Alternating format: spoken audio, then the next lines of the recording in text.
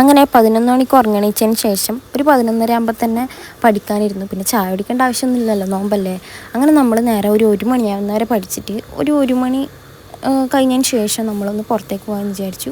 വൈകുന്നേരം നോമ്പ് തുറക്കാനാകുമ്പോഴത്തേക്ക് ഫ്രൂട്ട്സൊക്കെ വാങ്ങാമെന്ന് വിചാരിച്ചിരുന്നു. അതുകൊണ്ടാണ് പുറത്തേക്ക് പോയത്.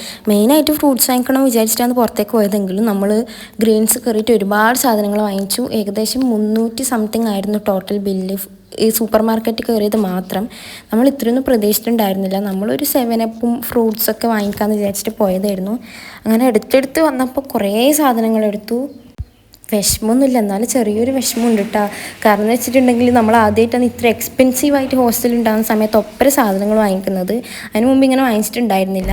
അങ്ങനെ സാധനങ്ങളൊക്കെ ബില്ല് ചെയ്തതിന് ശേഷം നമ്മൾ നേരെ തിരിച്ച് ഹോസ്റ്റലിലേക്ക് പോയി. നല്ല വെയിലും നല്ല ദാഹവും ഉണ്ടായിരുന്നു, പക്ഷെ ഒന്നും ചെയ്യാൻ പറ്റാത്ത അവസ്ഥയായിപ്പോയി. അങ്ങനെ നമ്മൾ തിരിച്ച് നടന്നിട്ട് തന്നെയാണ് പോകുന്നത്. അങ്ങനെ അത്രയേ ഉള്ളൂ ഇന്നത്തെ വീഡിയോ. അപ്പോൾ നെക്സ്റ്റ് വീഡിയോ കാണുന്നവരേക്കും ബൈ.